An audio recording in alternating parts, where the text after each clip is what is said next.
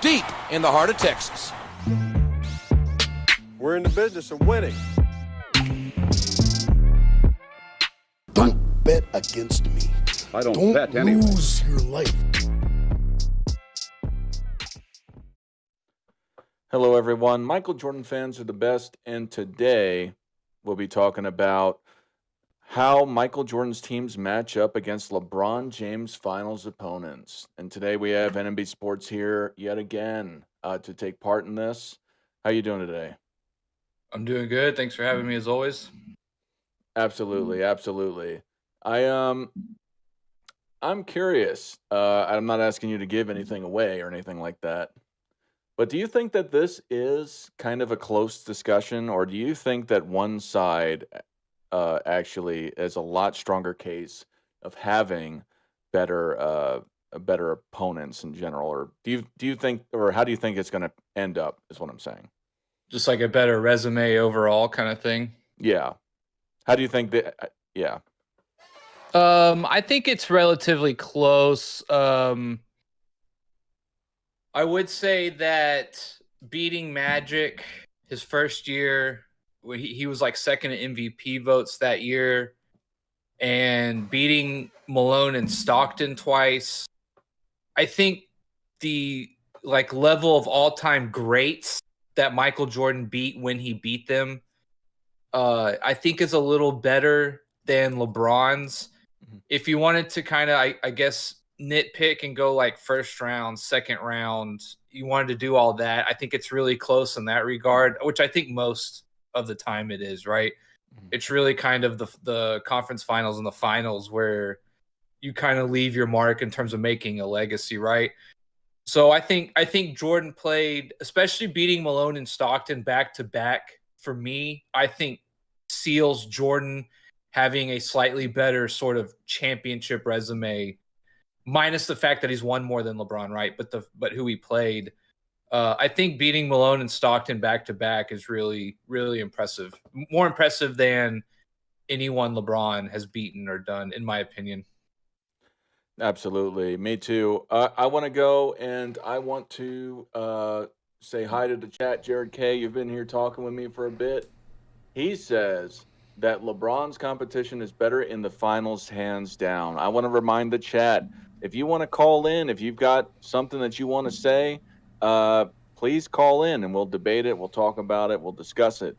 If not, please put your opinions down in the chat and we will address them periodically. First things first, though. For the 2007 Spurs, how do you think that the first three-peat Michael Jordan team would do against them? Obviously, they got different. There's difference. Obviously, there's a little bit of differences between each year, but they generally have the same core people. How do you think the first three-peat team would do against the 07 Spurs that LeBron James got swept by? If I can get the Bulls with Horace Grant, I feel a lot better. Or Rodman, I guess, right? I guess you're kind of really switching those two guys out. So, obviously, I think if I can get Horace Grant on Tim Duncan, that's probably kind of good. How would I put this? A good body to throw at Tim Duncan in a series, right? So I think that makes a bit of a difference. I think Rodman would have a little more trouble with Duncan than he would with someone like Malone, only because I don't think Duncan, he's not as emotional as Malone, that kind of stuff. So like I'm not sure how well that would work. Tim Duncan's a pretty cool customer, so I don't know. I don't think Rodman was due as well against Duncan as well. But obviously, I'm still taking the Bulls. I think the Bulls would beat the Spurs, but Horace Grant or Rodman. If I can get Horace Grant, it's probably the more favorable guy on Duncan, right? That makes a little bit of a difference. I think Rodman, as I said, doesn't do as well. But, of course, I still think the Bulls win. They're two great all-time teams, really. It'd be really fun to watch because in reality, they have a lot of the same style. A little bit more slower, methodical, mid-range, work it in. The defensive grit and mindset is kind of equal on both sides as a team. Two great coaches, right? Like that would be an all-time matchup. I'd probably give the edge to the Bulls, though. for both teams though, not just the first team, the second three-peat team also. Yeah, I would. Again, I think Rodman guarding Duncan would be really interesting to watch because I think Duncan. I think it'd be interesting because I don't think Rodman's antics would really work on Tim Duncan. I just don't. And I think perhaps Duncan can get him in trouble there a little bit, depending. But yeah, I would still give the edge because stopping Jordan. I know they had Bowen at the time, but I just don't think Bowen's kind of more of a annoy you, which I don't think works against Jordan. You have to just be able to somehow athletically keep up, and I just don't think Bowen was that kind of defender. So I still think Jordan pulls it out with Pippen and or Horace or Rodman. Yeah, either one. So I think for me, I do agree to put it up front. I do think that the Bulls will be able to take them out. However, I think it'd be way closer of a series. It wouldn't be a sweep. It would be something along the lines of, I think, maybe 6 or 7 games. I would say six, just because of just the sheer dominance that the Bulls had during both of those three peats. And I agree with you. I would rather have Horace Grant up against Tim Duncan specifically. Uh, However, I think the second three-peat team would do better in general. They'd be able to stretch the floor more. They'd have Luke Longley and Tony Kukoc, and Rodman, who could also rebound. And Rodman did match up with some monsters like Shaq. And I do think that all the extra stuff that he would do wouldn't really phase Duncan like that. However, I think that them facing off, it'd be a close series. Uh, and obviously, not to get into the weeds of it, but it depends on if what rules you're playing with. But just general talent for talent and just how the teams matched up in this hypothetical scenario. Uh, I think that the Bulls would be able to take out the '07 Spurs, but that it would be a great series though. If I had to say, I think, and this was the young buck, Tony Parker, Manu Ginobili's coming in. Tony Parker won the Finals MVP that year. I just don't think he'd be able to get inside like that, because that's what he was. He was an inside scorer. I don't think he could have been able to handle Ron Harper or B.J. Armstrong. And if anything, they probably would have switched Scottie Pippen onto him, or maybe Michael would have started guarding him, depending on the situation. But yeah. Yeah, I think Jordan would probably guard Parker if given the option. He could guard Manu too, but anytime Manu would come in the game, I'd put Pippen on him immediately. I think Pippen's a great option to put on someone like Manu, someone who can athletically keep up with him. That's longer. I think that would be a good matchup for the Bulls in terms of the front court trying to stop Manu or Parker. I just think those guys don't get a lot of credit for kind of the energy they gave the Spurs. They kind of gave them that boost. Parker was great at getting in the paint with that little floater. And I think you're right. I think that's the difference probably is that Duncan probably, I think, still feasts. I think Duncan still gets his. But in a 7-game series, I think Pippen and Jordan can slow down Parker and Manu where they don't give them that spurt. And they're not really able to create as much with Parker getting in the lane. So I think that's probably where the difference lies. And again, I was talking about Rodman again. Him guarding someone like Shaq or even David Robinson, or even an Akeem, right? Like those guys are 20 times more emotional compared to Tim Duncan, right? That's one of the things I loved and hated about Duncan was he could be up by 20 or down by 20 and he looked the same, right?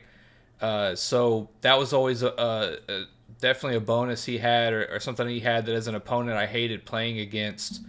So that's what I mean. Like I can see Rodman getting in O'Neal's head, getting in Robinson's head, trying to just physically, go at them and sort of challenge them and them liking that. With Duncan, I don't think it's like that, right? He's thinking about how to win. He's not really getting caught up in what Rodman's doing. So I still think Duncan would get his and still have a really great series against the Bulls. But I think the defense on Manu and Parker is the difference. Yeah, and I mean, Duncan was facing off against big bodies, particularly Big Z. So that took a lot of his game out of the way. He can't really go inside as much when you're facing off against somebody who's 7'4". Yeah. Um, so, but yeah, I think you said it well. The backcourt, I think, would have got shut down by the big players of the Bulls. Let me address the chat real fast. Oh wow. Okay. Jared K says, good point about Duncan. Peter Walker says, LeBron is a great player, but I'm not impressed by his career. LeBron stay having super teams with all number one option players on the team. Jared K says, I'm supposed to be working, but I'm enjoying the show too much. Well, thanks, Jared. He's pushing 40. You're not impressed by his level of play at Peter Walker. Jared K, I'm talking about his overall career, not impressed. 99 Spurs would beat the 98 Bulls in 7. Ooh, well, I don't know. Maybe. I don't think so, but A lot better because you got Robinson backing up, or really Timmy D's the young one at that point. But if we're getting like Timmy D and Robinson in a front court, then that's a pretty tough matchup for the Bulls. Because again, if you're going to beat the Bulls, you have to beat them down low. I think you have to be able to just dominate them down low. Because I don't think you're going to get Jordan. I don't think you'll be able to create a lot on the perimeter with Jordan and Pippen lurking around. The full court game, you could maybe go toe to toe, but I don't think you're going to beat him at it. So I think you'd have to punish him down low. So that'd be a good matchup. That'd be a chess game. Absolutely. Jared K said, I was underwhelmed by Jordan's return to the Wizards. I think it diminished his career, especially when compared to LeBron's later years. So I don't all the way agree with that. I get what you're saying. But you got, if you want to say putting context into it, he'd been retired for 3 years. It's kind of, and that's why I have Jordan number one, particularly. If I had to name one thing, it's his comeback in the first retirement to win a second three-peat, because it's never been done. Just think about the top level of play. Nobody does that. There's a handful of people that have ever left and then came back to the top, and they're usually combat sports guys, or they're all combat sports guys that I can think of. I can't think of any team player that's come back and been back on the top of the mountain. If you do, let me know in the chat. Or do you know any? That's a really good question. Best comeback ever after like quote unquote retiring or leaving. There's not many examples even to go with, but in terms of the Jordan Wizards, it's one of the few things I've done a total 180 on. And that was when I first heard he was coming back. I had that same feeling where I was like, man, why would you do that? Like, you had such a picture perfect ending and all of that. And I think if you really think about it, as I get older, and you look back on it, people say Jordan's an egomaniac, right? But for someone like that to come back, and he knew full well he was not going to be the Jordan of the Bulls, right? He was not going to be the best player in the league. He could maybe, in his head, he still definitely thought he could compete. Maybe make an all-star game in his head, something like that, on a best-case scenario. But I think he knew that his time had passed. So it takes a lot to put that aside and say, I want to come back just because I want to play and compete. I've kind of changed my tune on that, where I'm kind of glad he came back, man. Play till it falls off. You owe us that, or not you owe us that, but even if you're just a guy who goes and hoops on the weekend, my dad always says, there's going to be a day where you can't even shoot a basketball, or you can't even go to the gym and dribble and shoot on your own or something like that. And or even these days, right? I can't even get up and compete full court with the kids really anymore. I can maybe play a game or two halfway hustling, right? But after that, I'm cooked, right? There's gonna be a day where you can't even do that anymore, and that day is gonna suck. You should play it till you can't play anymore, right? So I kind of done a 180 on that. I'm kind of glad he came back, just left it out there, and it is what it is, right? So I kind of see it differently on that, which is kind of weird. Yeah, I mean, I'm happy he came back. I think he just really had the itch, and he owned the Wizards. So yeah, that's what I mean. That's why I like it. It's you think about it, and he was he's watching it. He was like, man, F this. I can still play. I can still hoop. I'm cooking these guys every day in practice still as the owner, right? let's do this, man. Like, screw it. Like, let's play. I want to lace them up again. Like, it's kind of fun when you think about it like that. Yeah, absolutely. Taj Rahim, welcome Taj Rahim. Excuse me, I meant to welcome Peter Walker, Michael. I think that's it. Otherwise, that I've gotten to so far. Taj Rahim says, "07 Spurs were not that great. Good team, but any Bulls team easily beats them. I don't see how they're better than the 91 Lakers." Yeah, I think I think they were a good team. I just don't think they match up well against the Bulls, like just plainly. Yeah, any of the three-peat Bulls is kind of like an all-time great team, right? So, in my mind, too, the second three-peat is a little better. In my mind, just a little bit more experience, a little bit more savviness, more of, in my opinion, right, a little more seasoned. I think Rodman adds a nice element to, the game of Jordan and Pippen, right? So, but yeah, I think either of those three peats are obviously all-time great teams, right? You obviously have the best player on the floor every time, just about, right? I can't think, maybe you could argue there are some peak prime years of a guy who went to the finals or something that has a semi-good or as good resume as Jordan for a year or something like that, but you're going to have the best player on the floor, and in a 7-game series, talking about great teams, like, that usually plays out in the end to your favor, so. Absolutely. Peter Walker says LeBron got too many mental errors on his resume. Yeah, he does have quite a few. Michael says Robinson would eat Longley for lunch. Robinson was not on that 07 team, but yeah, probably. Taj Rahim says, Jared K., this is the first season where LeBron will be the same age as Jordan on the Wizards. Why are you comparing a younger version of LeBron to an older version of Jordan? All right. The chat's kind of popping off a little bit, so. Nice. Real quick, too, that reminded me, they were kind of bringing up LeBron's, I don't want to get too off track, but they were bringing up LeBron's, like, first of all, LeBron has a great resume, right? Anytime you're the number one scorer with as many rings and MVPs and things like that as he does, he has a great resume, right? He's had a great career. In terms of how he's playing right now, we haven't really seen, I would say, from where he's been to where he's come down, I would say it's been a very nice decline for him so far. There's been guys who have played pretty good into older age, right?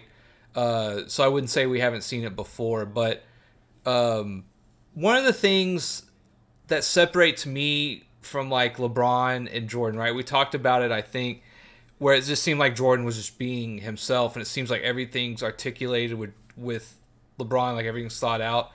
But, like, in terms of on the court, right, in the biggest moments with LeBron, there has just been few too many times where he's faded away and he's shied away, and other people have made big shots or big plays for him or in a situation.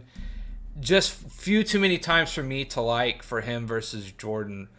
Like, in my mind, really, at the end of the day, that's kind of where I draw the difference. Like, forget all the stats and all that, right? There's just been too many times where it just seems like other guys have had to lift him, or he's kind of faded into the background and taken a back seat, right? That's my. And the other thing is, like, kind of molding those two things. Like, it seems like he has to follow or go place to place to capture greatness. And again, Jordan just did it, right? Like, that's my biggest gripe with LeBron, is between him and Jordan. I just made me think about that. Like, he has a great career, but that's my thing with LeBron, that I think at the end of the day, like, that's what pushes Jordan over LeBron for me. Yeah, I do think that those are all, that's all really important. Let me get back to the chat real fast. Jerry K says, because I'm factoring where of years played on the court, Jordan took years off. I'm going to skip through some of you guys. Welcome, Harris. Michael says, Jared K. Jordan played in a physical league, of course. LBJ's body is in better shape than Kareem's Puff League.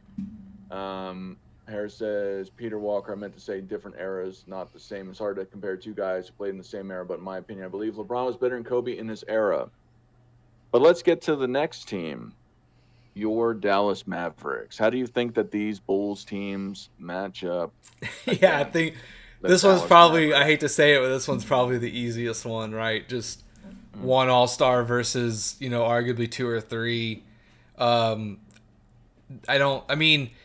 think it would be maybe closer than I think, right? Like if I'm really getting that 2011 Dirk and Tyson Chandler, and if I'm really getting like a savvy veteran team just clicking on all cylinders, it could definitely be closer than I think, right? Because I would say one thing that team maybe has over the Bulls in a way would be the fact you have so many guys who haven't won a ring before and all vets. Like, you never know how much that could mean to a team. I mean, but on paper, and obviously, like, the Bulls take this one either way. Like, I think Pippen is such an X factor sometimes on defense transition. Like, you get to just stick him on Dirk, essentially, or Horace Grant, or Rodman, and that's a great matchup for the Bulls. Like, you'll live and die with that matchup on Dirk. I think they're great defenders to put on Dirk, right? They can guard him all three levels, essentially. Maybe if I'm getting prime Dirk, of course, he's still getting his shot off in a way. That's the one thing Dirk always has, too, is he's always going to get that shot off if he's hot. You never know. But I think those two guys, you get to rotate those guys on Dirk. That's a tough thing for him to overcome. And, again, you get to put Jordan on someone like Kidd or Terry. I think that's game over right there, essentially. Yeah, I more or less agree. I think that the second three-peat team is better again. I just think they're more versatile in general. I'm not gonna, just to not keep repeating myself. And you also got guys that will also pull out Tyson Chandler from the paint. Which he's known for his defense and being a rebounder and paint defender. So you got Luke Longley, Tony Kukoc that could do that. And yeah, like any offensive option they have, their backcourt shut down by Pippen and Michael, and then Rodman the same thing. I still think, to your point, I think this is probably actually there's there's two other teams that come close to, I think, about how much the Bulls would beat them. However, I think that this would probably, if I had to say how many games it would be, I think it'd be a gentleman's sweep. 4 or 5, yeah. I agree with that. Yeah, I think the first three-peat team, it might go 6. But the second one, I think it would probably go 5. For sure. I agree. I hate to say it, but I agree. Yeah, I think Rodman would just be all up in Dirk's face, and maybe wear a wig during the game or something, a blonde wig. You never know. I think his hair was short during that time, though. All right, with the chat. All right, it's still popping off again. Peter Walker says, Harris, I know that's why I don't put LeBron on the same level as Jordan. Jokic is better than LBJ all time. Taj says, NBC Sports, yes, on paper, the Bulls win this easily, but that 2011 Mavs team was a legit champion. They were. It was a great team. What do you have to say about that team?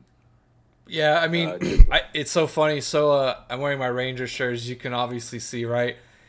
What it makes me think about this year's Rangers team too is it seems like everyone on the outside looking in wants to cheer for the Dallas team, right? Like, I think most of the nation probably wanted to see us beat the Astros.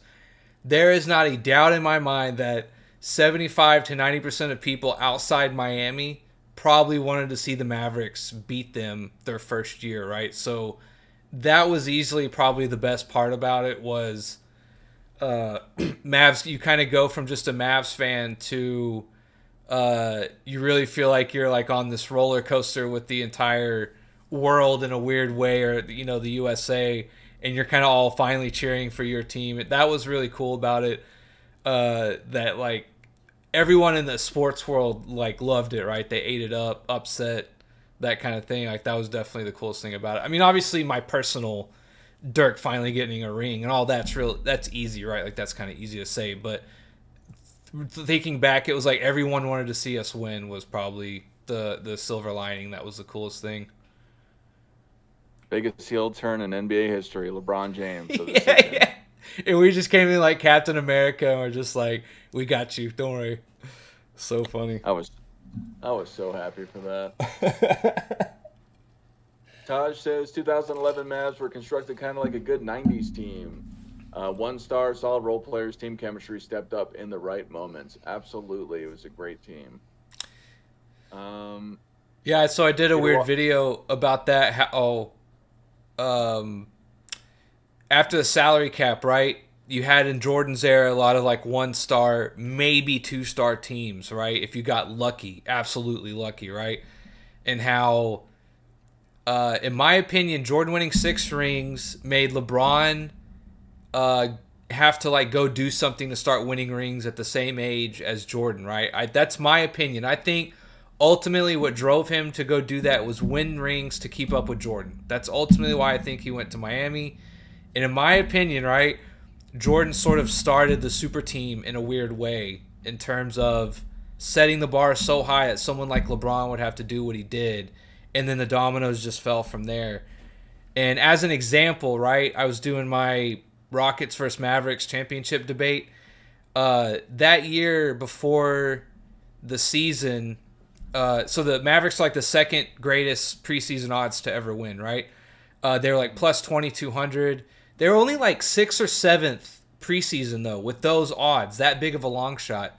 And the year the Rockets won it in the mid-90s, for those odds, you have to go down to like number 12 to get to that much of a long shot, right? Which just shows you how much the NBA is condensed over the last 20 years or so. I think it's kind of a cool stat that I came across. Absolutely. I want to remind the chat. I see that you're having discussions in the chat. If you'd like to call in, you'll have the opportunity to call in. Just join the Discord channel in the description, and you can say your point about if you disagree with us or if you just want to agree with us too. Tug, if you're watching, call in. He won't. Peter Walker says, Harris, you just made my point. They play in different era. Jordan played in a better era than LeBron. Yep, LBJ is in top 11 per Michael. All right, the next team, the Oklahoma City Thunder in 2012. How do you think that the Bulls would do against them? Do you think that they would do better, or do you think that the Thunder would do better than the Mavs and Cleveland, just to start first? I think the Mavs would do better. Again, this was a really young. Did I say Cleveland? I meant the Spurs. I think you know what I meant. Yeah, okay. But yeah, LeBron. Yeah, LeBron beat them. Okay, that was their first ring. That's right. Yeah, I think this. Actually, I kind of want to take back what I said. I think this would probably be the easiest team for the Bulls. Actually, Mavs would be right next after them, but only because they were a young team. Westbrook can't shoot. Harden was not what Harden became. Essentially, you had Kevin Durant just shooting lights out. I think he won MVP that year or the year after, 2 years later or something like that. So I just think matchup wise and the fact that they were young, I think this one's a blowout, in my opinion. And I can't remember, did the Heat sweep them or was it 4-1? I think they swept them. Yeah, great players, great all-time players, but just not a good stylistic matchup, in my opinion. That's just my 2 cents. Even worse than the Mavs. I think the Mavs, Rick Carlisle, some veterans, I think, they can find a way to adjust and stuff like that. If the Bulls get a good matchup or something on the Thunder, I'm just not sure how they adjust, or they're not a very they don't have a whole lot of things they can do. It's just hope Durant gets you 45, really. And I think for someone like Pippen and Jordan, I think Westbrook is easy to contain or easy to push him to his weaknesses and not let him play to his strengths. I think they do that pretty good on Westbrook. So that's lights out, I think, either way. Yeah, I think for the first three-peat team, it would be harder. I still think they would win, but just because you got James Harden coming off the bench, the second three-peat team, in my opinion, just was stronger defensively. Outside of maybe you could say Horace Grant was just a better, a bigger body than Rodman. But outside of that, I just think that the second three-peat team was considerably more versatile, and they had better defense in general. So I think that first team, um, I don't think it would have gone 7, but I think it probably would have gone 6. The second three-peat team, I think they probably would have swept them, just because they really just leaned on KD, like you were saying. Um, and then you got Westbrook and you got Harden that, I don't know, they're kind of like predictable. I mean, Yeah. to say it best. KD, would have been a problem, but he would have been a problem for anybody. Um, Again, like you were saying, I think that they would have been able to stop them and Pippen and Jordan. But I think that it would have been easy enough just because they were so predictable. But outside of that, I think the backcourt out of all these teams so far would have been the most talented, quote unquote. Um, but yeah, I still think that the second three-peat team sweeps them, and the first one probably goes about 6 games. Yeah, keep in mind too that this was their first time to the finals, right? So young team catches lightning in a bottle. Well, not lightning in a bottle, but first time to the finals, gets all the way there. Just not, you know, not high expectations to begin with, right? I think with Dallas, like even though they were kind of the underdogs, like Dirk had been there before, Kid was seasoned, Terry had been there before, so I think maybe the feeling was a little different. I just feel like OKC, once the Bulls figured them out, I just think they're not getting out of that grasp. That's just my opinion. Yeah, no, I totally get you. Go to the chat real fast. Harris says, as a LeBron supporter, Jordan changed the game, but LeBron and Kobe bought the fans. Once the media got larger, I really enjoyed watching them in the early and late 2000s. Yeah, yeah, absolutely. Jerry K says, Michael, name 11 better than LeBron. I guess we'll wait on that.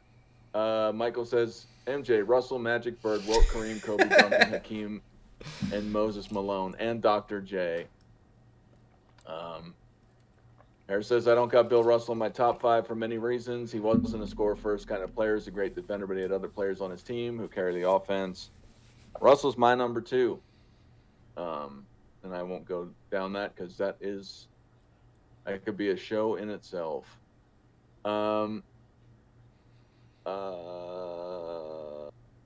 Jared agrees, and then Harris says, Michael, he changed the game, but you couldn't name players who were better than him. Anyway, what do you think about the whole Bill Russell thing? Yeah, I mean, Is he top 5 for you? Is he top 5? No, I don't think so.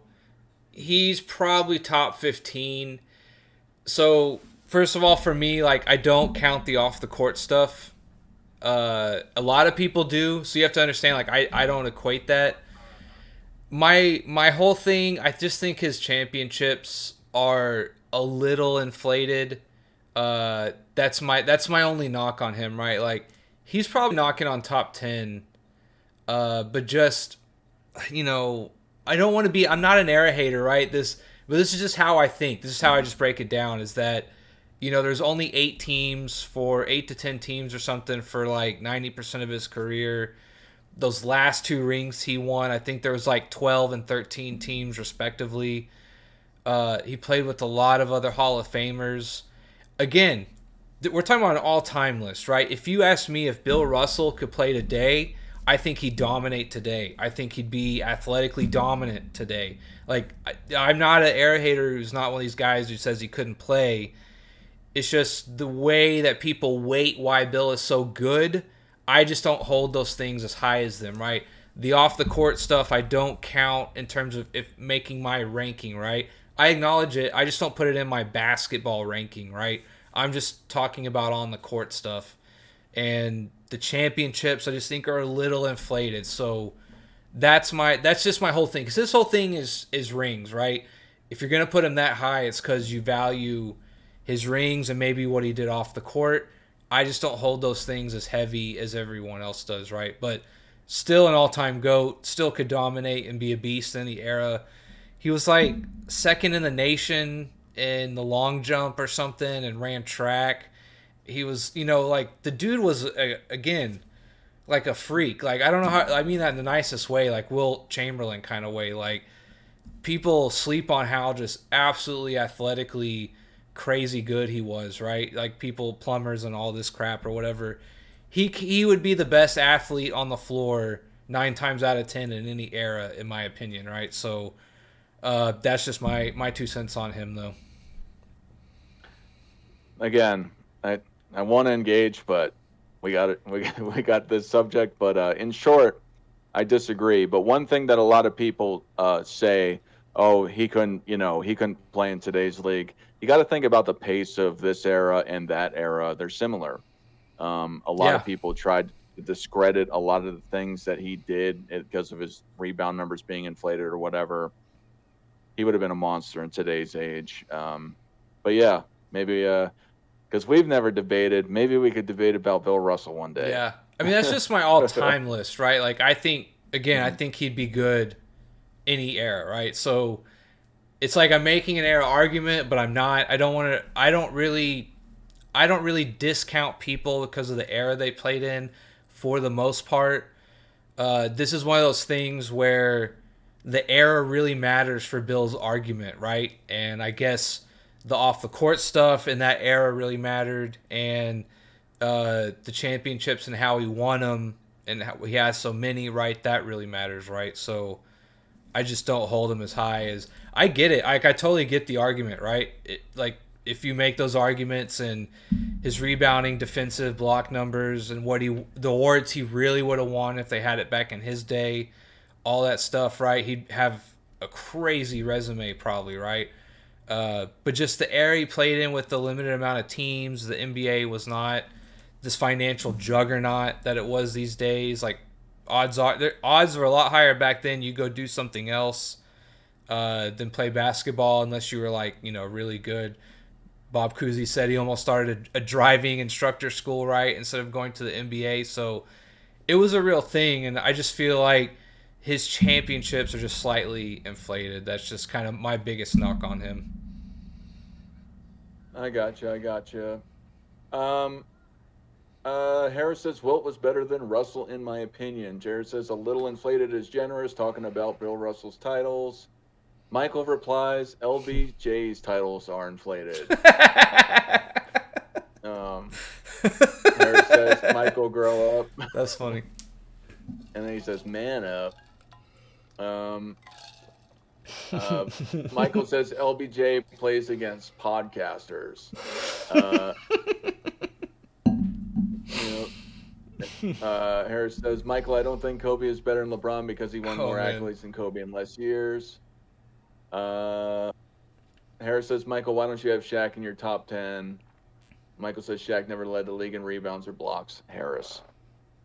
All right, so the next team that we're going to get into, they're just going to clump them together because, I mean, there were changes, but again, the core guys are still there.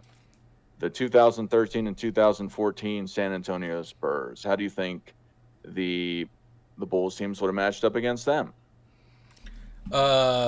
These probably would be their toughest opponents, right? In my opinion, they had the players, the horses, the coach. They were seasoned.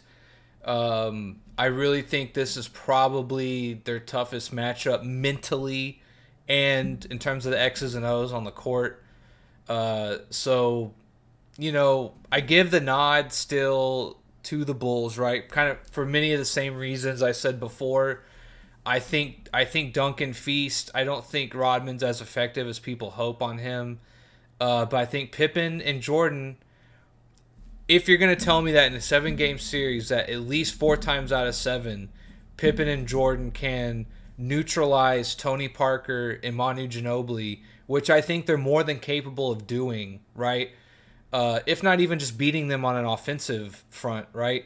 I just think that's the difference in this matchup. It's just Duncan still gets his, but Manu and Parker are not there to kind of pick him up when he falls or to give these bursts that they did to get them over the finish line. That's just the difference to me. Parker and Manu just don't go off for crazy games here and there in a series because of Pippen and Jordan. That ultimately that's the difference to me, right? Duncan, I think, does good against Grant or Rodman, so I still think he eats. But yeah, the what I said before, that's the difference in the matchup. I think I mean, outside of the age of all these guys, like you're saying, with the experience that they gained from the prior championship in 2007, they added Kawhi Leonard. I think that's the biggest addition that they had and the biggest difference maker. They had other players on that team, Boris Diaw, as somebody who was kind of a role player, kind of like a Swiss Army knife. That kind of just was a good off the bench kind of guy. With that being said, I would say that the first three-peat team, I feel like it could go either way. I think that the first three-peat team could win both, or that Spurs team could win both. I think it would be a really close matchup. But I think that's significantly closer of a matchup. And I'm up in the air with that one. The 96, the second three-peat team, I think they win. But I think it's close, and I could see it going 7 games. But I still think they win. Again, just the versatility. They do have Kawhi Leonard that could guard Michael Jordan, which would be an issue. But they still got all the guys that everyone knows was on the second three-peat team. They could pass the ball, get these jump shooters involved, pull Duncan out, being able to get the cutters in there. And yeah. I think they would win. Again, the first three-peat team didn't have as much of that, so I think it could go either way. But I could see them beating them both times too. But I think that one's a lot closer. This is the only one that I'd put the caveat on, that if I can get this team in their prime, like if I get a prime Kawhi, in a prime Duncan, Manu, Parker, then I might pick the Spurs in 7 games or even 6 games on this one, right? I think a prime Kawhi, again, we're talking about those matchups. I think a prime Kawhi, if he's in there, that kind of gives, in my opinion, a little bit of a difference in the backcourt for the Spurs to maybe overcome a few more games between Pippen and Jordan. So if I get a prime Kawhi on this team, I might switch it to the Spurs in 7 or 6, but this team is just not. Kawhi wasn't quite there, where he could give you 25, 30 points a game and would put the clamps down on anyone essentially in the fourth quarter, right? So, and would I be confident enough to say he's going to put the clamps down on Jordan? No, definitely not. Maybe Pippen, right? He might be able to do okay against Pippen in terms of neutralizing him on the offensive end. And if Kawhi is able to create shots and do what he did for those couple of years where he was at his peak, that could be the difference, right? But at this stage, I just don't think he was quite there yet to push them over the hump on perhaps being better than one of these Bulls teams. Yeah, and I mean, this question was just in a vacuum those years. So yeah, it wouldn't be a prime Kawhi. Kawhi did do really good against LeBron James, and they obviously went and won that second time that they faced off against the Heat. Obviously, LeBron James isn't Michael Jordan either, though. So yeah, there's that famous clip of LeBron. I guess he was shooting a free throw, and Kawhi came back in after the first free throw, and LeBron says something like, "Damn, not this guy again," or something like that.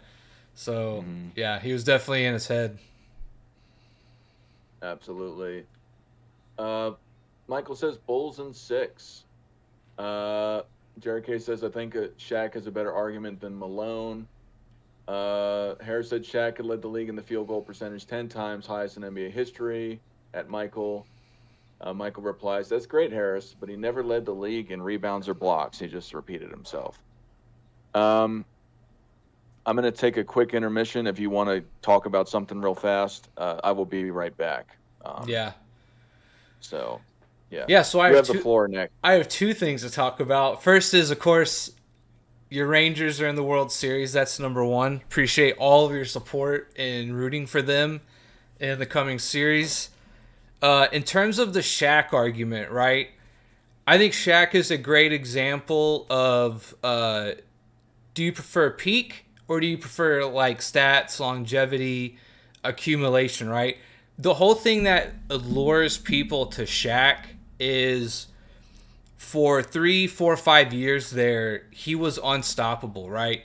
Maybe even longer than that, but definitely, again, those 3 years he won in LA. He was obviously very dominant before that in Orlando, right? But the whole of appeal of Shaq, right, and why some people rank him so high, and some people will say, well, he never led the league in this, or like just doesn't quite have the overall resume as other people, is when Shaq was at his peak, right, when he was at his best, he was getting dunks on anyone, anywhere, anytime, essentially, right? That was like his modus operandi, right?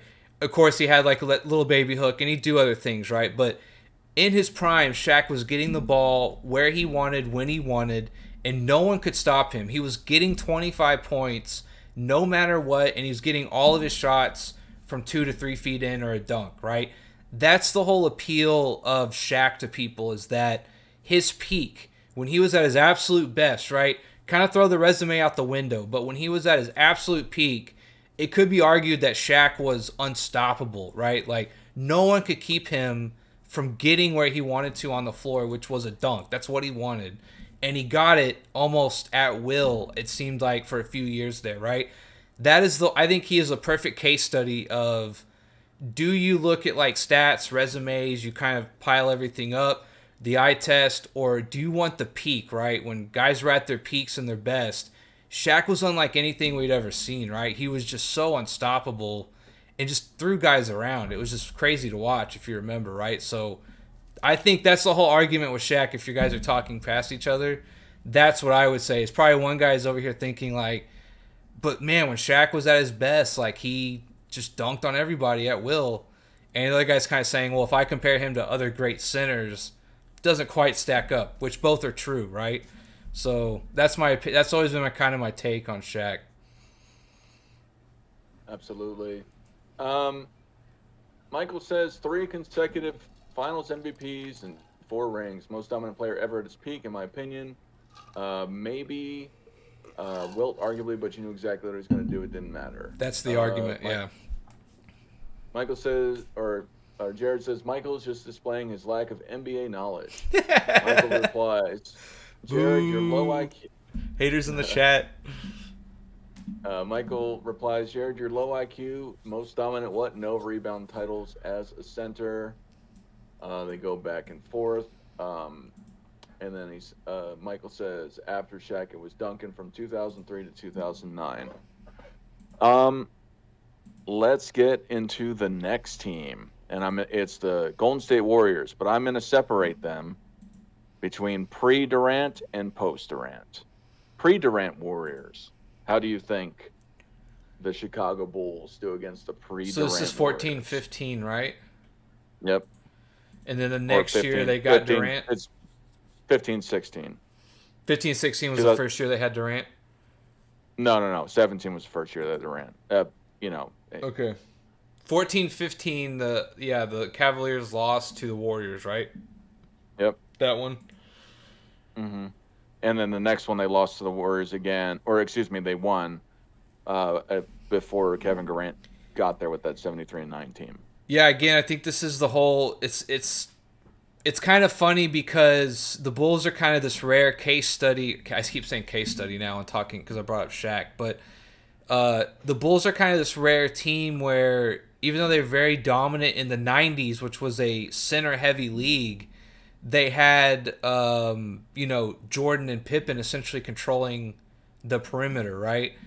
So they translate really well to today's game, right? Especially with if you want to be one of these guys that says, well, today's game's all about flow and having touch and that kind of thing, and the 90s was more about grit and being tough and all of that, right?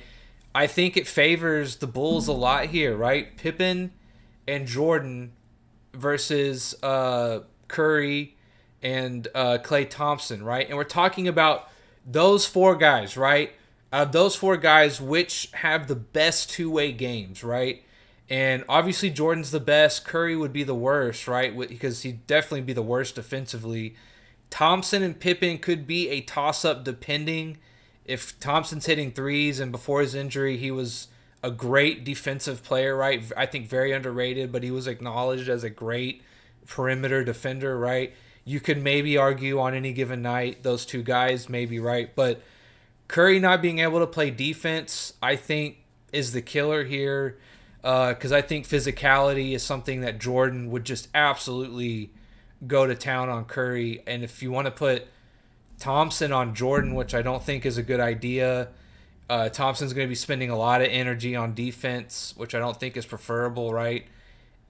Pippen was still, I don't know who's going to stop Pippen or guard him per se, right? I mean, Curry has to guard somebody, and I just think that's the end game right there. Is that between those four guys being the stars, again, let's just say Draymond and Pippen and Draymond or Horace Grant, those guys largely cancel each other out. Although I would say Robin is obviously much, much better at the maybe fewer things he does well, but he's so much better at them than Draymond, who maybe does a little bit of everything, but I don't think he does those things nearly as well, right? So let's just say those guys cancel each other out.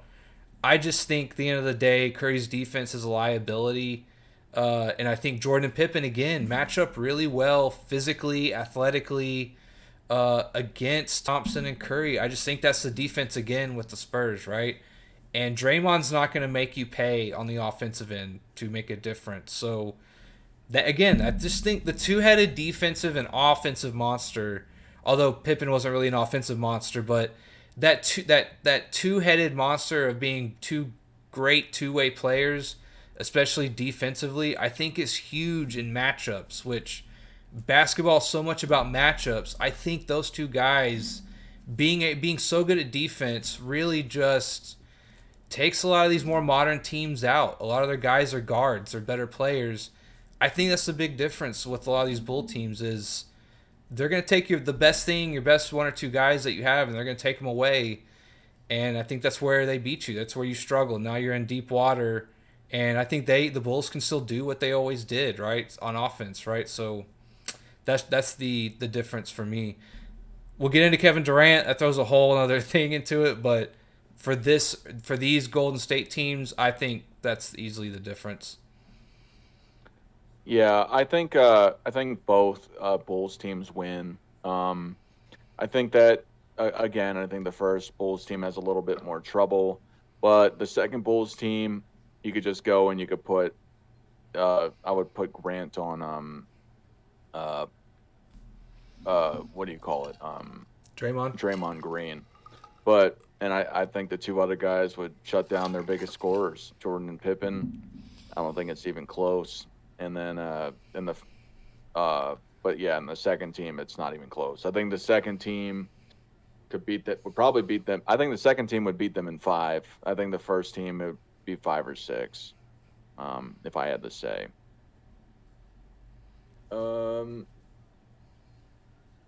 Michael says Bulls in 4.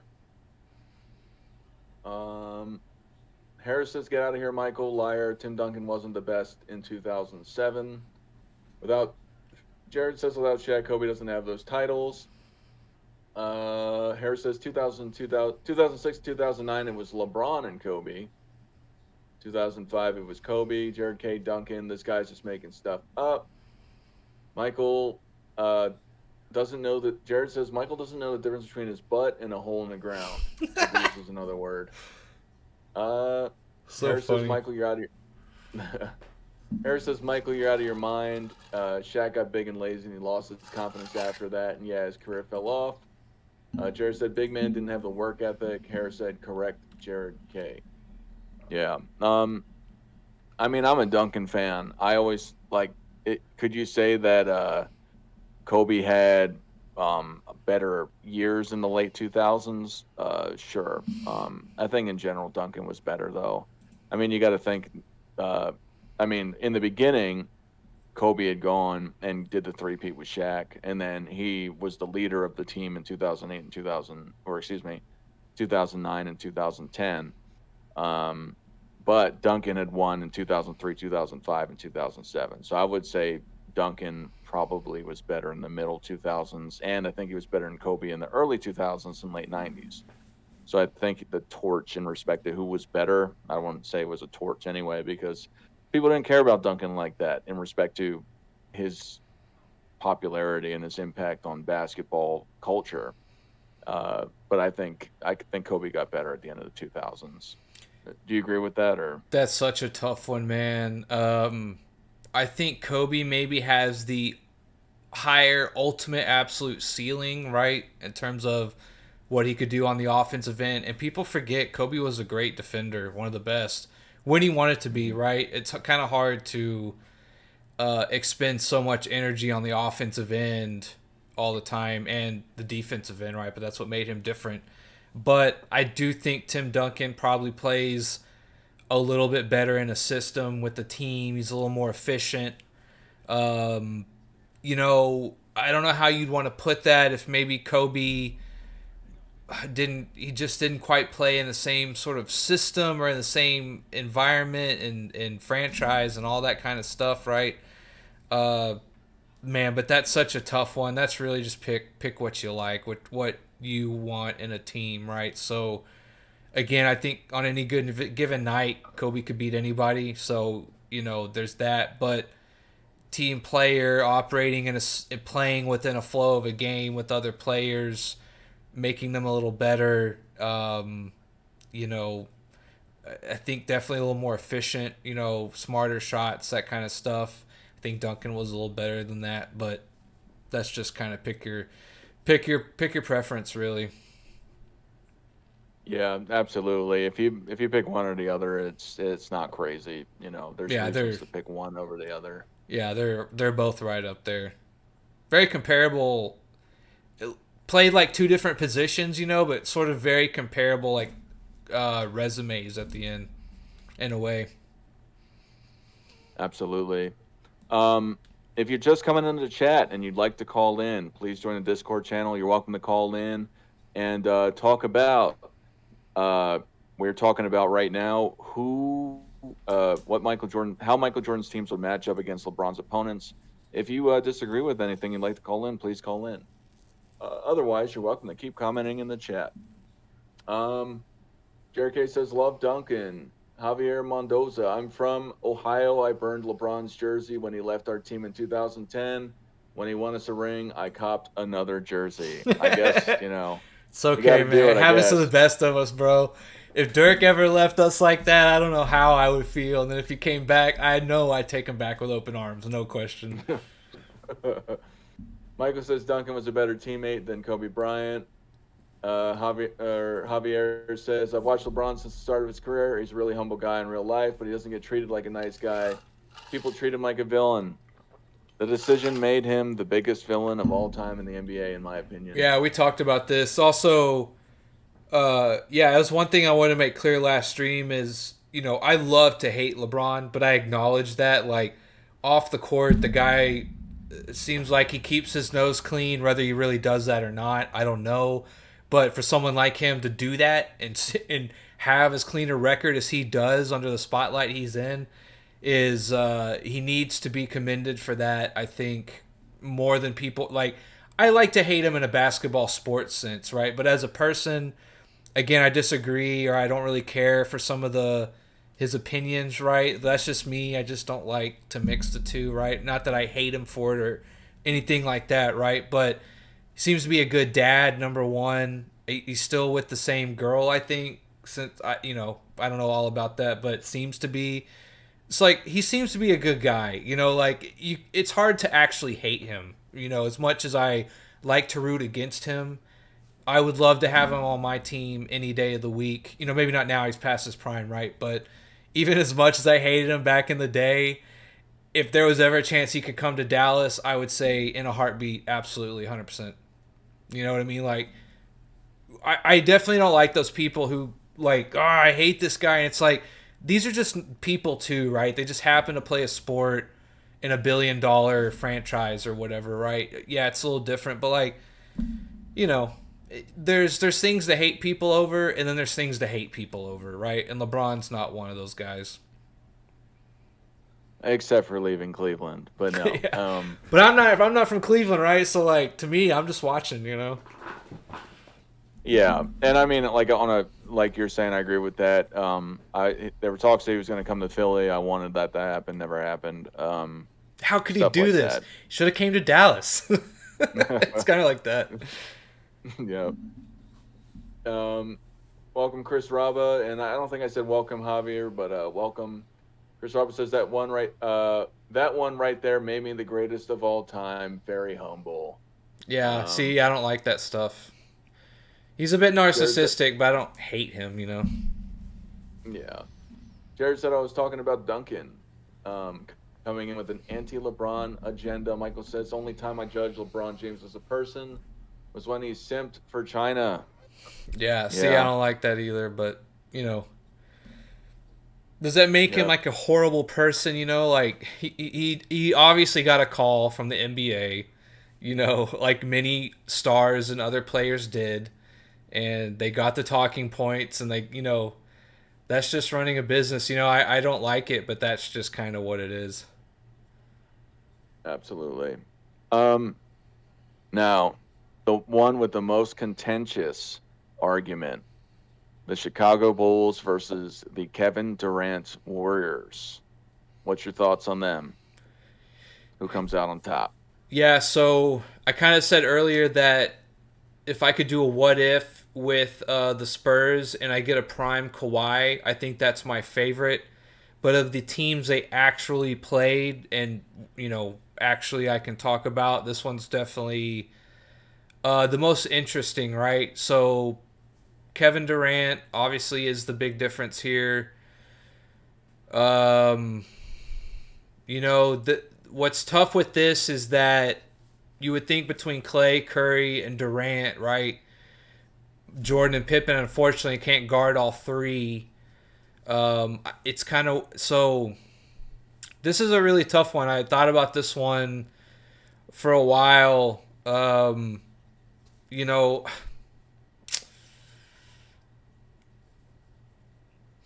I'd probably say Bulls in 7 still, but I don't feel confident, if that makes sense, right? I think just acknowledging how great Jordan was and all that stuff just makes me say Bulls in 7.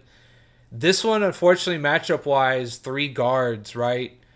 And they really stretch the floor, all 3 of them. I'm not sure what that looks like for Jordan and Pippen. I mean, again, I think they adapt or something, but my guess is you have to stick Rodman on Durant, I guess, is the solution here. And I think if you do that, I think Rodman does okay, does enough to make me feel confident they'll win a 7-game series. But I don't love that matchup, right? I think Durant's another guy. Although Durant's a little more emotional than Tim Duncan, I still think overall Durant's a pretty cool guy on the floor and stuff. He's ready for the last shot at all times kind of thing. He wants the ball. So, I don't know how much Rodman's antics help. I think his athleticism is a great matchup. But, like Tim Duncan, I don't think his antics work per se on Durant as much as they do some other guys. Again, Durant's not like a banger, right? That was another thing with like playing Malone and these other guys. He gets to hit these guys and do what he needs to do to get in their head a little bit. And I just feel like Tim Duncan is a little more sly, a little more finesse.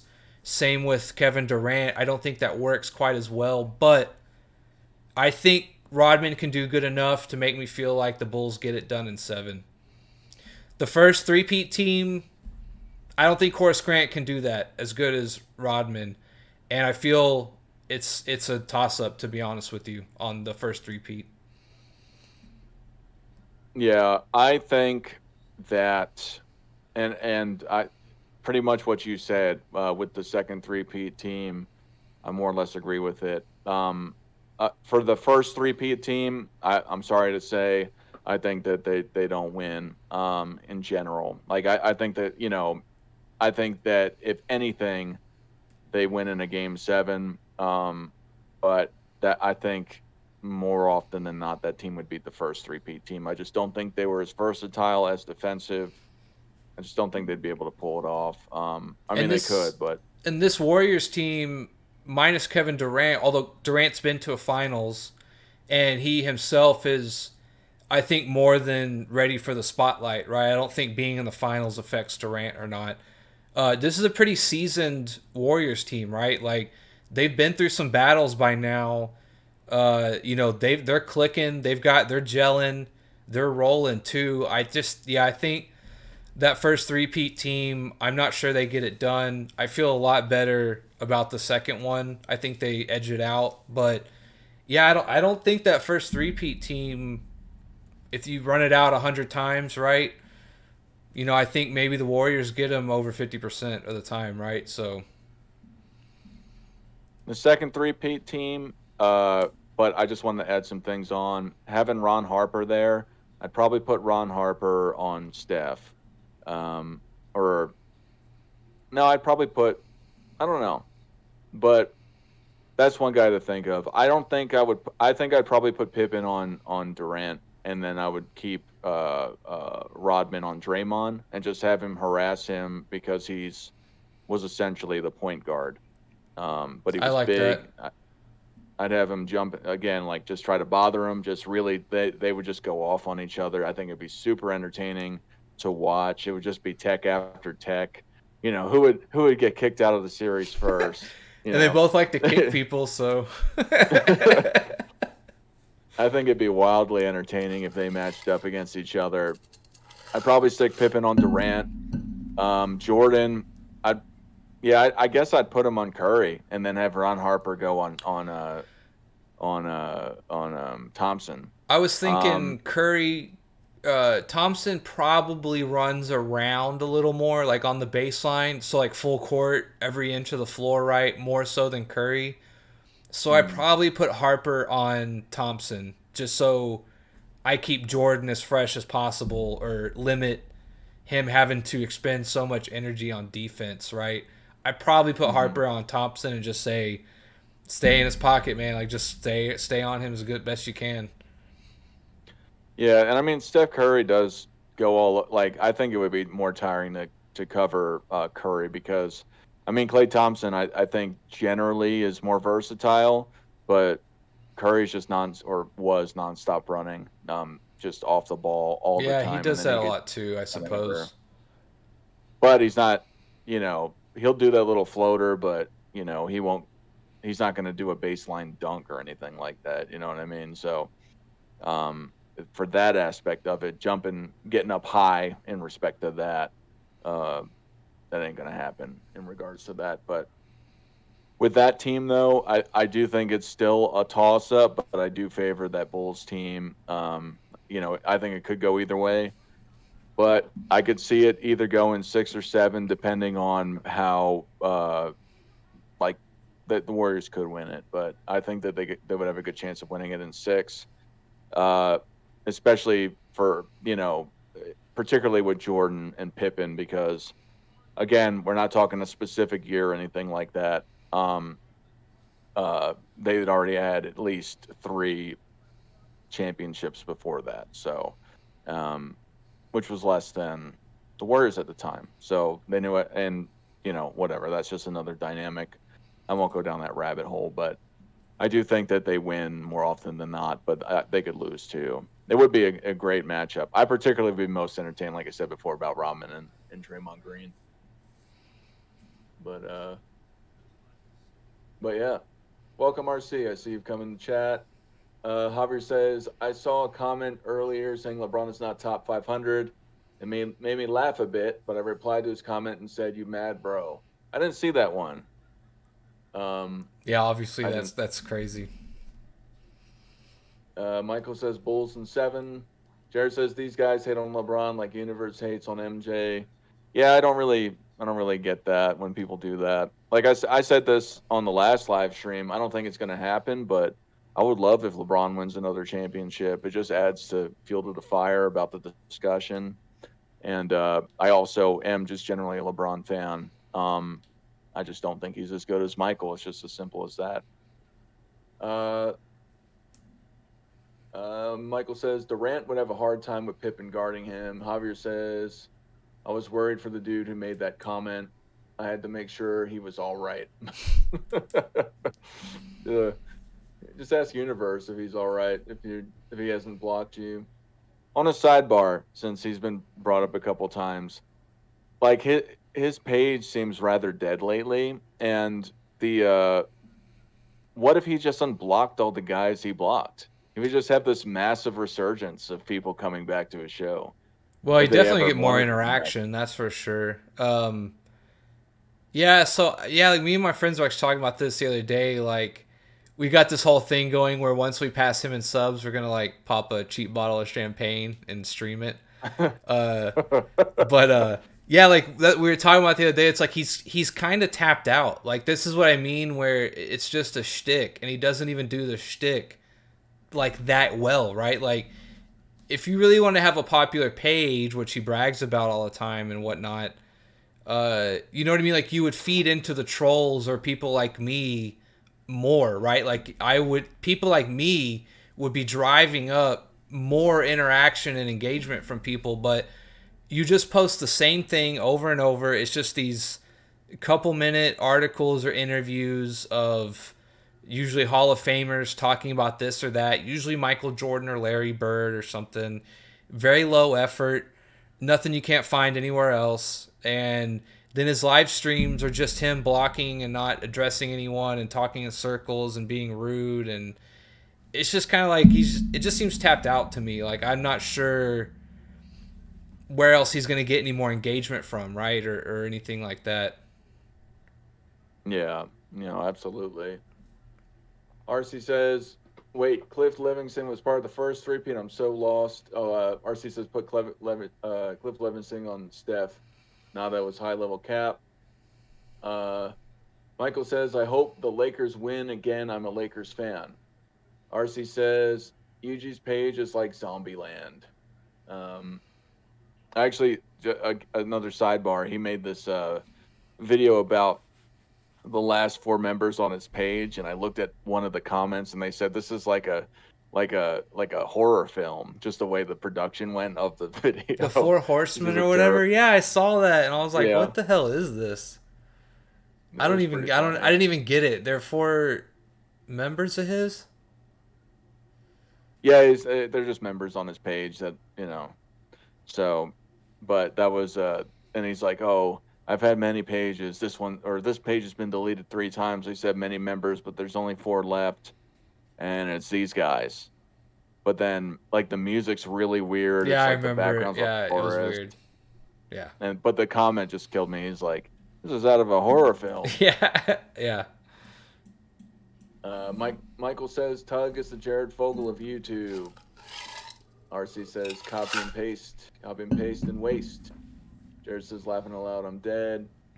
The last team, the Miami Heat, 2020. How do you think that goes with all the injuries?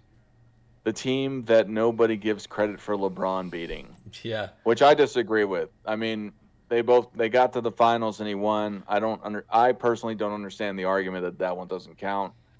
I'm not saying that team wasn't banged up, that it was as good as these other teams, because I'm definitely not going to say that it was. But I just don't understand when people just go and just diminish his championship. But that's another story. What do you think about that Heat team? How well do you think these Bulls teams will do against that Heat team? Yeah, so I mean, definitely like probably this team's. I guess I was thinking earlier about the Thunder and the Mavs. This team's also probably down there in terms of one of the worst ones they played, right? But obviously Butler, Hero. This is back before Duncan Robinson disappeared. He was playing a lot better. Jay Crowder, Bam, Kelly Olynyk. I forgot he was on that team. Andre Iguodala. So I mean, it was an okay team. It's just in terms of like having the horses of some of the other teams we've mentioned, maybe minus the 2011 Dallas Mavericks, like in terms of that top talent. I just don't see where this team gets it done. I think they get swept, absolutely destroyed by the Bulls. Butler's going nowhere. Hero's going nowhere. And I don't see where they get anything going. Like, Butler would be priority number one. I think Jordan and Pippen would look at him and say either one of us could easily slow him down or give him trouble. And then after that, I mean, the Heat are cooked. I mean, that's my opinion, right? So he played really good against the Lakers because I don't think they had someone who could guard him per se. I think the Bulls easily have two guys who can. So I think it's a sweep. I think this one might be the worst one, actually, of all the teams they have to play, matchup-wise, talent-wise. They're at a massive disadvantage, I think, over anyone that we've talked about. Yeah, simply said, I think both teams sweep the Heat. Horace Grant and Dennis Rodman, I think, would match up really well against Bam Adebayo, who I also believe got hurt in that series, if I'm not mistaken. And then Jimmy Butler, like, it just wouldn't be close. As long as everything happened the same and no injuries happened, I think it'd be a sweep for both. But would that count if the Bulls swept them in the bubble? If it was the Bulls, would you say that counts? I mean, I don't have a problem with the bubble. Yeah, I'm with you. I don't get why people discount it, but and one of the things that this Heat team, right? I was looking at it right now. They have a lot of guys in double-digit scoring for the series. 1, 2, 3, 4, 5, 6, 7 guys who average double-digit points, which is pretty incredible, right? But I think a lot of that came off what Jimmy Butler could kind of just conjure up, right? And so I think it gets even harder for those guys. I don't think they do as well. I think this is probably the worst matchup that we've come across so far for them to play. So, yeah, this one's absolutely toast. Yeah, I think they get smoked. Yeah, 100%. Michael says Tug's legacy is darts page. Bulls sweep, easy man, Bulls in 6. RC says Bulls never swept in the finals, but that would have to have been an instant sweep. Bulls lose one game to 2012 Thunder. Yeah, we talked about that too. But this is your guys' opportunity. If you'd like to call in, please join the Discord channel and come. You want to discuss anything about what we're talking about, or if you want to bring something else up, say how much Michael Jordan sucks, whatever, how much LeBron rules, how much we suck, whatever. There's a great video and channel. The channel's called Scap Attack, SKAP Attack, and he does a lot of like Jordan, LeBron, Kobe, Hall of Famer stat videos, kind of. But he's got a couple really good videos comparing Jordan and LeBron's. One video on just their like careers and all, and then one that does kind of like a deeper dive into the playoff comparison in its totality. So like it's a pretty good video if you guys ever want to go watch that. Absolutely. Michael says, I like the 2020 finals. It was well needed. Basketball was needed back then. Or, you know what I mean? It was great. But yeah, what do you guys think about our takes? If you want to say in the chat, or if you have anything else to talk about. If not, or Nick, do you have anything you want to bring up right now? No, nothing I can really think about. All right. Well, if the chat keeps going on, I can talk a little bit about the chat if you want to call in. Otherwise, we're going to be shutting it down soon. Since we've been going on for about an hour and a half, and we finished all the finals teams. But just to summarize, Jordan's Nick really had said good. that, yeah, Jordan is really good. Nick had said if those Spurs teams in 2013-14 had a prime Kawhi, meaning I guess, i.e. like Toronto Yeah. Kawhi, that they could have won, but that was outside of that. He said only the Kevin Durant one could have won. And more specifically that first three-peat team. The first three-peat team. Second three-peat team, much closer, yeah. Yep. And we had the same opinion on that too. I outside of just going down series by series of who wins, the number of wins, I agreed with the same. I think that the Kevin Durant Warriors team would beat the first three-peat Bulls team, and I think it'd be a toss-up with the second one, but I think that the Bulls team would ultimately win. Aaron Adams, welcome. 17-18 Warriors overrated.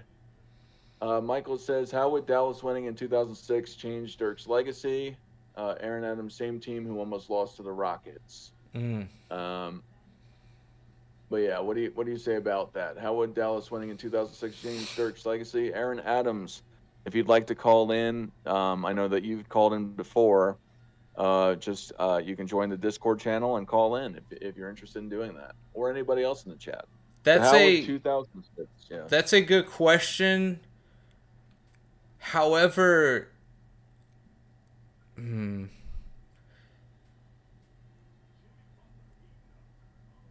I don't know. That's a good question because my gut reaction is to say, I don't know really how much it would change his overall legacy view, in my opinion. However, I think when it came to like player rankings, I think there are a lot of guys that are like neck and neck with Dirk that would easily put Dirk over them, like Durant or Kevin Garnett.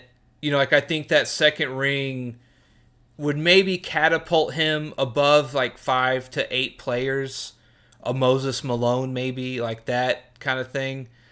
Like for sure, like without question. But in terms of like the overall picture of his legacy, I don't know if it would change that much, which kind of sounds weird to say. But you have to think about like the one he did win was so great, right? That the story is almost better in a way, which is, I hate to say that he lost, came back and played the same team, Dwayne Wade, last shot kind of thing, J Kidd, and he wins, right? That story's so great. If you kind of just ask yourself, just put another ring on top, like what does it change? Not a whole lot, actually, I don't think, which is kind of weird to say. It's like, what would Jordan's legacy be if he had only won 5 rings instead of 6? Like, looking back now, probably wouldn't change a whole lot, right? 2 three-peats is cool, right? But, like, if you won 5 instead of 6, retires, come back, goes back-to-back, and then maybe loses that third year in the finals and retires. Like, I don't think that changes too much about Jordan's legacy, right? So, long-winded answer, but I don't think it changes that as much as you would think. That's my answer. Yeah, I do think it would. I do think it would be a significant change, but I don't think it would like propel him super far. I still think he would be considered to be behind Kobe and Duncan during that time. LeBron, of course. I think though that people would probably say he was better than KG, which I think a lot of people don't say. But I think that would likely propel him for people to think that he's better than KG. But yeah. Yeah, like there's a lot of Aaron, guys where he's kind of in the same realm with, right? And uh, where it's kind of just depending on what you think, it could go either way. That I think if you want a second one, there'd be a lot of guys that he could finally kind of rise above. But in terms of like the great story of basketball, kind of looking back, I don't think it changes. It doesn't change as much as you probably think. on a sidebar, not to bring this up in the show, but do you deal with Discord a lot? Because it seems like my invite code changes every time that I pull it up. I think they do expire. I don't know much about Discord, no, but I do. I do want to say either they expire or like you have to do kind of some kind of setting where they don't expire. I think. Okay. Yeah. Yeah, because I'm trying to make it public. um, Aaron said we would never question if the Bulls would beat the Rockets. Aaron says, give me 5 minutes. RC says, Kobe got 5. I always thought he was going to get one more and tie Jordan. Aaron says, we overrate LeBron's opponents because they actually beat LeBron. That's one thing that I want to say that really just, it grinds my gears when I hear people talk about this. They say LeBron is better than Jordan because he played these teams that were just unbeatable, per se. Well, guess what? Look, Michael Jordan beat every team. His team was unbeatable. He was unbeatable. LeBron was beatable because he was beaten. So when people go and they say, well, oh my God, woe is LeBron because he didn't beat the Spurs or the Warriors. It's like, dude, it just means that he's Yeah, not as good as them. He lost. That means yeah. he's not the best, plainly. So You're preaching unless to the you know, choir. Like if Dirk didn't play in an era with Duncan and Kobe and Shaq, not so much Shaq, but Duncan and Kobe, right? Dirk maybe does have another ring or two or a few more accolades or another MVP, right? Like that's just the way it is, man. There's always other greats, other great sharks lurking around, and that's why we watch, right? We want to see what happens when those two trains finally collide, right? And it is what it is, man. Like that's just kind of one of the things about sports. It's like I wish we would have won in 2006. I wish Dirk wouldn't have lost in the first round the next year, right? It is what it is. Like it's just shoulda, woulda, coulda. Like that's why we watch. But yeah, I feel like when people start going down that route, it starts to kind of come off like a cope. Like oh well, he didn't win because and it's like whether right or wrong in a way, I think is kind of the larger point is like it's not a good look. Like I think if you start trying to say like, well, this guy would have beat these guys, but it's like just take your licks and go home in a way. Even if I halfway agree with you, right? It's still it's just it just can't make that argument whenever we look back at the end of the day and we're trying to say this guy who's the GOAT between these two guys. Well, he would have been the GOAT if he'd have beat. It's like you can't. It's not that strong of an argument. Like even if I halfway agree with you, you just can't make that argument. if a fish had wings, it could fly. Yeah. What is it? If a frog had wings, he wouldn't bump his butt on the pavement every time he hopped. Yeah. Aaron Adams says, when we say Jordan is great, we say that what he did not, who he played against, to define his greatness. Like you're saying. Maybe I read that wrong. RC says, could Pippen win 6 rings with Kobe instead of MJ? To both of us. Prime Kobe, so I get Kobe like 04 to 010 before he got or something like that. I simply say no. I don't think so. I think Michael was a different beast. Kobe, and I've said this before. I do like Kobe. I'd pick Duncan over Kobe. In regards to that era, I think he was the better player or had the better career or legacy over that era. Kobe needed I'm not trying to say that it's a team game, of course, but Shaq was the driving force of that first three-peat that Kobe won. Michael was always the driving force for all those championship teams.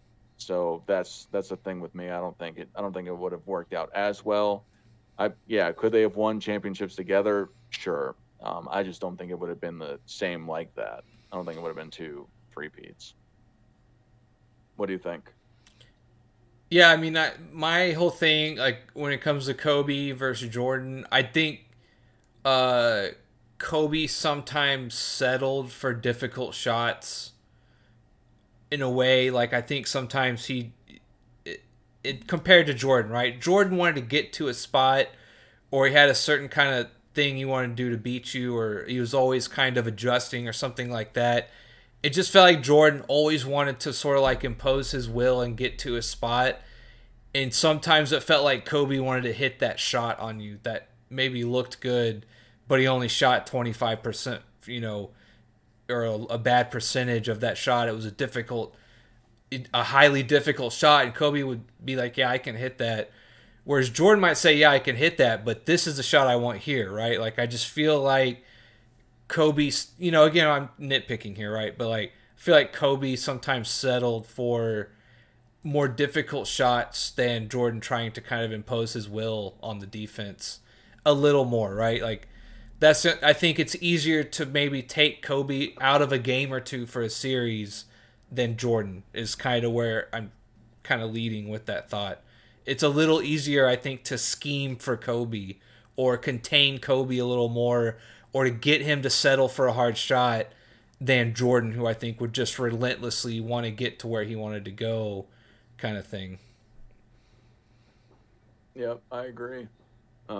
I think that Michael was, and I'm using a simple term, I think he was just smarter and made better decisions in general. And I think a lot of that reflects with his usage and his field goal percentage in comparison to Kobe Bryant. I think, he was just plainly better.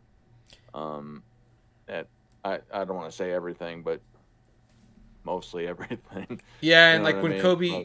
Kobe played the Pistons and the Celtics, right? Like some pretty good or above average defensive teams. I just felt like it's a little easier to sort of, as a decent defensive team, to again, you can't stop Kobe, but you can maybe get him to take more difficult shots that you'll live with as a defense, if that makes sense, right? Like he's just, I think, slightly easier to scheme for or to get to push to his weaknesses or more difficult shots than someone like Jordan.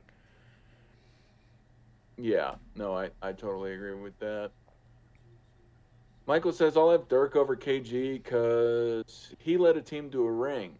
KG was the second option on the Celtics. Um, Aaron Adams says this generation hasn't really seen winning like we saw with the Bulls, so they jump on the closest thing to it, and that's 10 finals appearances. Um, yeah, so for me, um, I value like for my top four guys. I think these guys stand above everybody else, and that's Michael Jordan, Bill Russell, George Mikan, and Magic Johnson, because they were the leaders of their teams and they did it within a window. They had high peaks, uh, and Michael Jordan. The reason why I have him number one outside of, and I do consider all the outside things too, um, but with on the court, including all the accolades, is the comeback. To me, it's in a team sport. I can't think of anybody coming back and being so dominant after not playing for a year and a half at the highest level to leave as the best and be back as the best.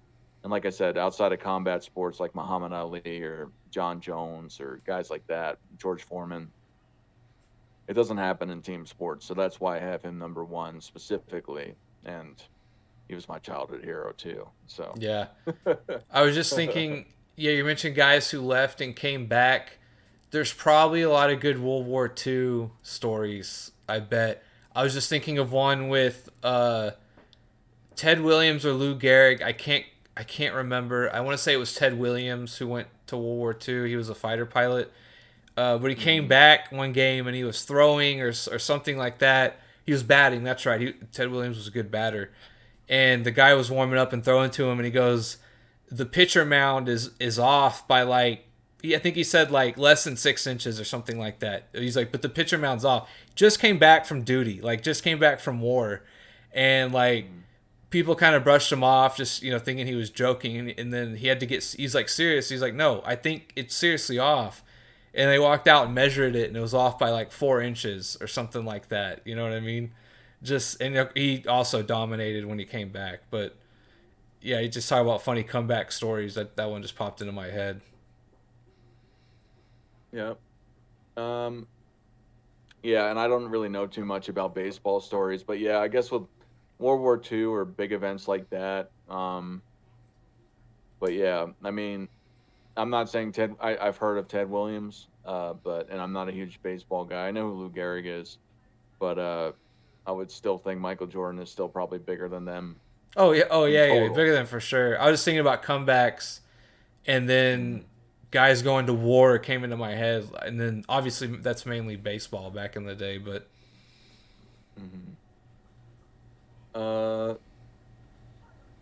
Yeah, seems like the chat is starting to die and people are starting to leave. Aaron Adams just essentially says people nowadays don't know what winning is. Jerry K says, I believe he says that you can't boil them down to individual seasons without contextualizing each. RC says, Aaron Adams, you're discrediting the Lakers and Warriors dynasties to a degree then. Aaron Adams replies, when June came around and games were on national TV, we saw him winning. If you never watched basketball all year, you know the finals is the highest stage, and we saw Jordan win on that stage every time. Aaron Adams says, no, I'm not. It was good, but we saw someone do what we saw. Yeah, like I said, that's the end of the chat. Seems like people haven't been chatting for a minute. I say we cut it off here. Okay. Getting kind of late, but I want to thank the chat. I want to thank you guys for interacting, for coming through. I, of course, want to thank you, Nick, NMB Sports. Talking about that champagne thing, I was thinking about doing something similar, not with alcohol, but it was going to be that Michael Jordan fans win the best of beating the worst or whatever, something along the lines of that. Love beats hate or something like that. Like make it really corny or something. I was gonna make it super cheesy. That's funny. I love doing this stuff. But yeah, Michael, Aaron Adams, RC, Javier. I remember particularly because of burning the shirt. And others. I'm Jared K. Anyone else who came in, thank you. Chris Robert came in for a minute. Harris was here. I think y'all were the biggest commenters. Thank you all for coming very much. If you like what Nick was saying here, go visit his page at NNB Sports. He covers a wide range of sports outside the NBA and a lot of NBA topics as well. If you like what he said, please like and subscribe to his page. I'm sure it would mean a lot to him. Yes, please. But yeah, thank you again for coming, Nick. And you got any last words for everybody, or? Go Rangers. All right. Aaron Adams, thanks for the support. Same with you, Michael, everybody else. And Michael Jordan fans are the best.